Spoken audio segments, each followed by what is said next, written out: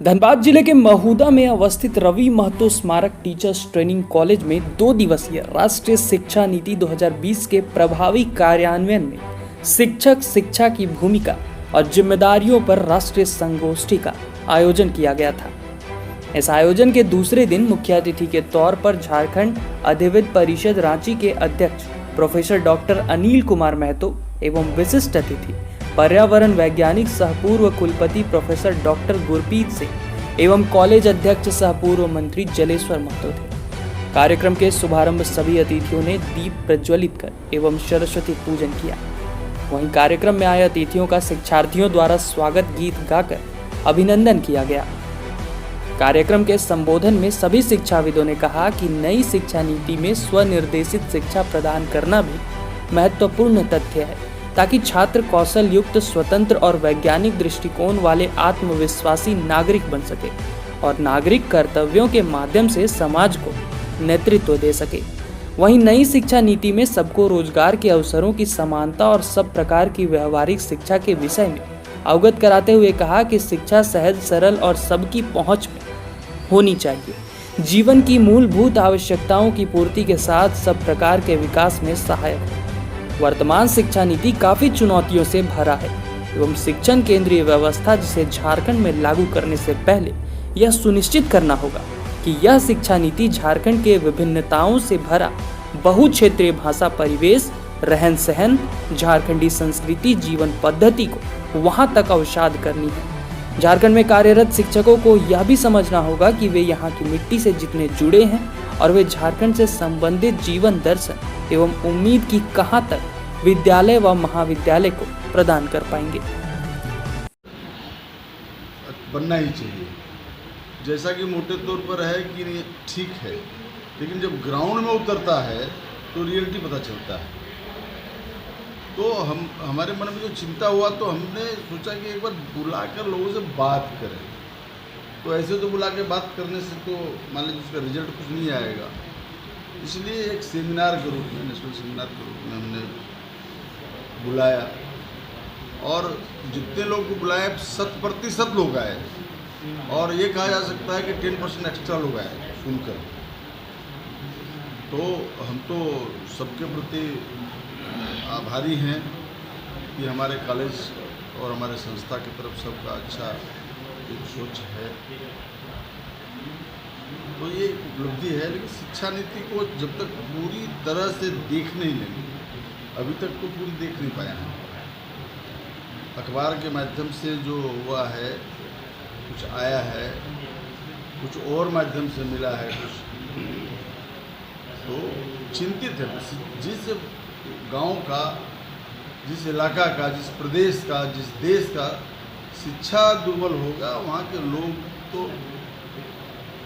और दुर्बल हो जाएंगे। शिक्षा नीति बेहतर हो और शिक्षा ही मतलब प्रगति का पहला पायदान है। बगैर शिक्षा का आप प्रगति कर ही नहीं सकते,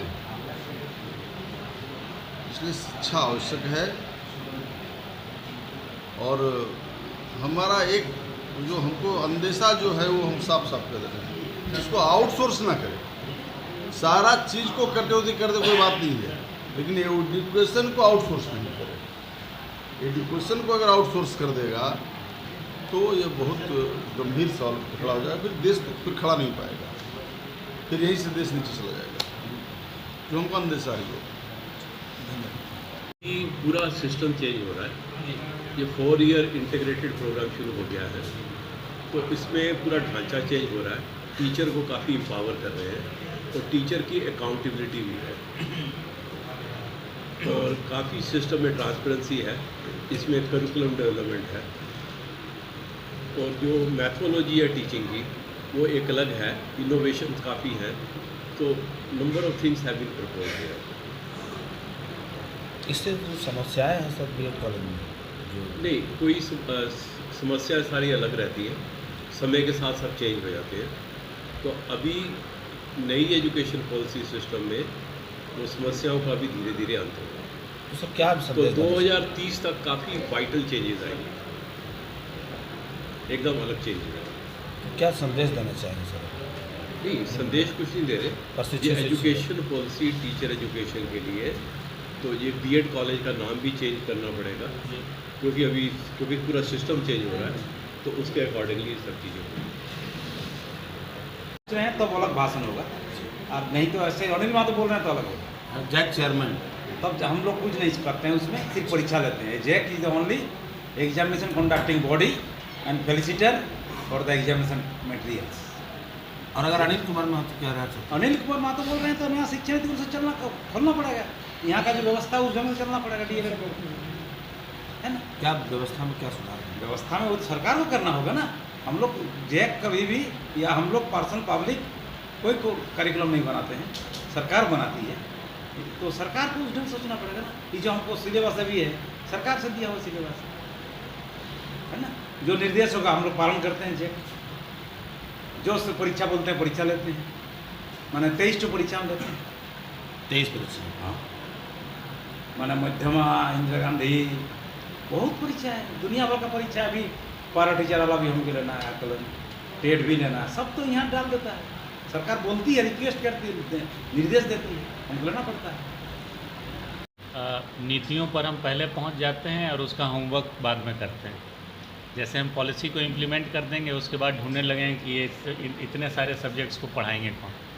तो इंफ्रास्ट्रक्चर डेवलपमेंट, जो मैन पावर की ज़रूरत है अभी, वो कैसे हम लोग डेवलप करें, इसकी बहुत आवश्यकता है। रिक्रूटमेंट होनी चाहिए। जो वोकेशनल सब्जेक्ट्स और स्किल बेस्ड सब्जेक्ट्स, हम इतना सारा लिस्ट बना रहे हैं हर कॉलेज में कि यहाँ क्या पढ़ाई होगी, उनको पढ़ाने वाले कौन होंगे। और प्लस केवल टर्मिनोलॉजी बदलने से नहीं होगा, उनको लागू करना होगा। जैसे CBCS को बहुत अच्छी तरीके से हमने प्रयास किया था लागू करने का, लेकिन बस मैन पावर की कमी के कारण हम कई जगह चूक जाते थे। तो सेम सिचुएशन फिर से ना हो जाए, इसलिए हमें सचेत रहना पड़ेगा। अन्यथा इस पॉलिसी में जो स्किल बेस्ड एजुकेशन की बात है वो बहुत ही अच्छा है, और इसी से बच्चों में सेल्फ एम्प्लॉयमेंट की भावना आएगी, और वो निर्भर नहीं करेंगे कि सरकारें हमें नौकरी देंगी तब। मेरा जो बेसिकली फोकस होता है, मैं वीमेन को ढूंढती हूँ कि वीमेन को कहाँ जगह दी गई है, कि मैं पिछले कई सालों से इस फील्ड में काम कर रही हूँ। और इंक्लूसिव एजुकेशन में मैंने देखा कि वीमेन के लिए काफ़ी सारी चीज़ें उसमें दी गई हैं। इंक्लूसिव एजुकेशन में दिव्यांगों के लिए तो है ही, और पहली बार मुझे इसमें ट्रांसजेंडर भी नज़र आया। कुछ समय पहले मैंने पढ़ा था कहीं पे कि गोरखपुर यूनिवर्सिटी में ट्रांसजेंडर्स के लिए अलग यूनिवर्सिटी बन गई है, क्योंकि वो जो नॉर्मल लोग हैं उनके साथ अकोमोडेट नहीं कर पाते, उनको समस्या महसूस होती है। जब हम इंक्लूसिव एजुकेशन की बात कर रहे हैं, और ऐसे में अगर किसी एक वर्ग के लिए हम नया विश्वविद्यालय या विद्यालय बना रहे हैं, तो यहाँ प्रश्न चिन्ह लग जाता है कि हमारी व्यवस्था कहाँ जा रही है।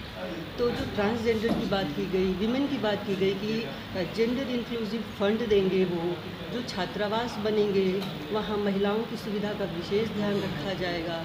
जो कस्तूरबा गांधी बालिका विद्यालय है वो 12वीं तक किए जाएंगे, ताकि ज़्यादा से ज़्यादा लड़कियाँ पढ़ सकें। तो ये सारी जो बातें मुझे इस नीति में दिखाई दी।